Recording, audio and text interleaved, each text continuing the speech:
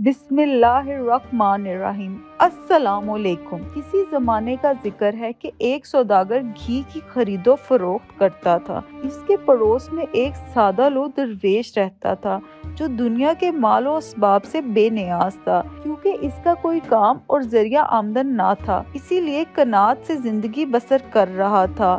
سوداگر کو اس درویش سے بڑی عقیدت تھی اور ہمیشہ اس کی مدد کرتا تھا۔ وہ جب بھی کوئی نیا معاملہ اور خرید و فروخت کرتا اور اس میں فائدہ حاصل کرتا تو گھی کا ایک پیالہ اس درویش کو بھیج دیتا تھا۔ جو خدمتگار گھی لے جاتا تھا وہ درویش سے کہتا، فلاں صاحب نے آپ کو سلام کہا ہے اور پیغام دیا ہے، ہمارے لیے گاؤں سے تازہ گھی آیا ہے، اس لیے ہم چاہتے ہیں کہ ہمسایوں کو بھی اس میں شامل کریں، ہماری درخواست ہے کہ اسے قبول کریں۔ درویش اللہ والا تھا اور کسی سے تحفہ طوائف نہ لیتا تھا، اس لیے سوچتا کہ ممکن ہے یہ گھی دوسرے ہمسایوں کو بھی دیا گیا ہوگا، اسی لیے لے لیتا اور زیادہ شرمندہ اور خفا نہ ہوتا۔ لیکن وہ تو قناعت پسند تھا، اسی لیے اسے جو گھی ملتا اس کا کچھ حصہ خرچ کرتا اور باقی کا ایک بڑے مرتبان میں رکھ دیتا تھا۔ ایک دن جب مرتبان گھی سے بھر گیا تو درویش اپنے آپ سے کہنے لگا، مجھے اس گھی کی ضرورت نہیں، بس اسے کہاں لے کے جاؤں گا اور کسے دوں گا؟ اس کے بعد کہنے لگا، کسی کو گھی سے بھرا ہوا مرتبان دے دینے کا کوئی فائدہ نہیں، وہ تو چند دن میں کھا لیں گے اور اسے ختم کر دیں گے۔ دوسری بات یہ کہ بخشش تو وہ کرے جس کی آمدن کا کوئی ذریعہ ہو، اس کے علاوہ مجھ میں کون سا عیب ہے جبکہ میں اہل و عیال سے بھی محروم ہوں، بس بہتر اسے فروخت کر دوں اور رقم تجارت میں لگا دوں تاکہ روزانہ کی کچھ نہ کچھ آمدن ہوتی رہے اور دوسروں کی بھی مدد بھی کروں۔ درویش اس طرح سوچتا رہا اور کہتا، اب میں دیکھتا ہوں کہ اس کا وزن کتنا ہوگا، فرض کرتا ہوں یہ 5 کلو ہوگا۔ 5 کلو گھی کی قیمت کتنی ہوگی؟ فرض کرتے ہیں 200 تومن۔ خوب، اگر یہ گھی فروخت کر دوں گا تو اس کی رقم سے 5 دمبے خرید سکتا ہوں۔ اب جبکہ اگر میاں ہیں اور دمبوں کی خوراک و فراخ ہے، گھاس، تربوزوں کے چھلکے اور صحرا بھی سبزہ ہے، اس لیے دمبوں کو صحرا میں چرانے کے لیے جاؤں گا۔ اگر 6 ماہ بعد ہر ایک نے بچہ دے دیا تو دمبوں کی تعداد 10 ہو جائے گی۔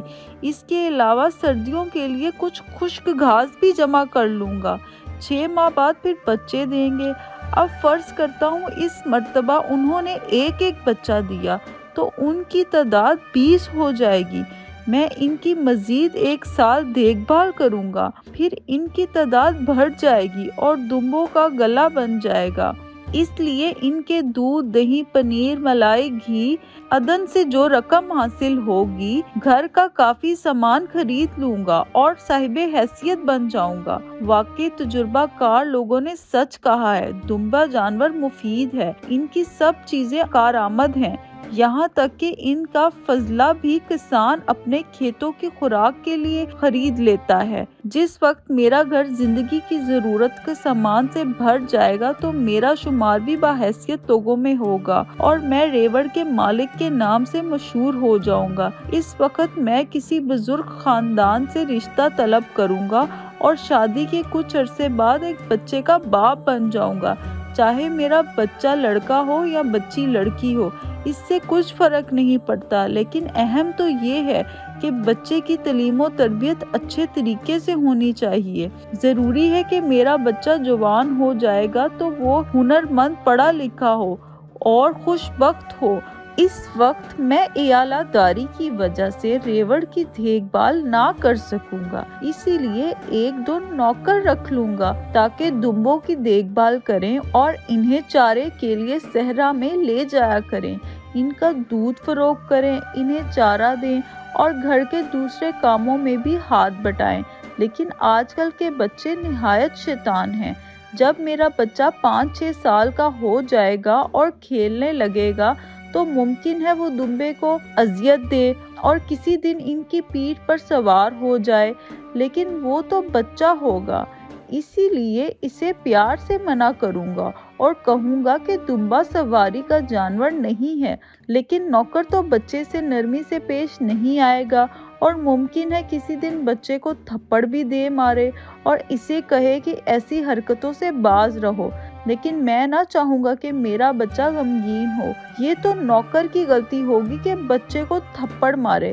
اگر ایسا اتفاق ہوا تو اسی لاٹھی سے جو میرے ہاتھ میں ہوگی اسے زور زور سے نوکر کے سر پر رسید کروں گا۔ سادہ لو درویش اس طرح کے خیالات میں ڈوبا ہوا تھا اور نوکر کو ڈانٹنے اور مارنے کی فکر میں تھا۔ اس کے ہاتھ میں لاٹھی تھی، چنانچہ اس نے وہی لاٹھی گھی والے مرتبان پر دے ماری۔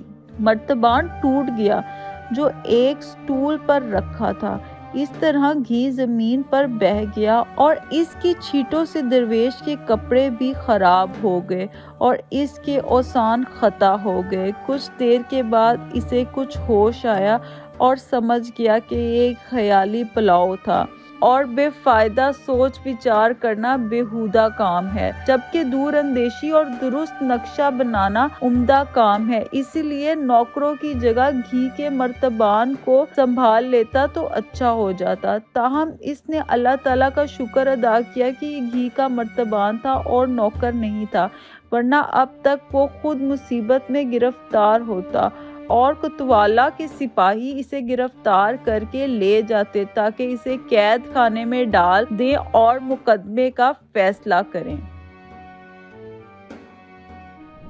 مزید ایسی ویڈیوز دیکھنے کے لیے ہمارے چینل کو سبسکرائب کر لیں اور اگر ویڈیو اچھی لگی ہو تو لائک کرنا نہ بھولیے گا۔ شکریہ۔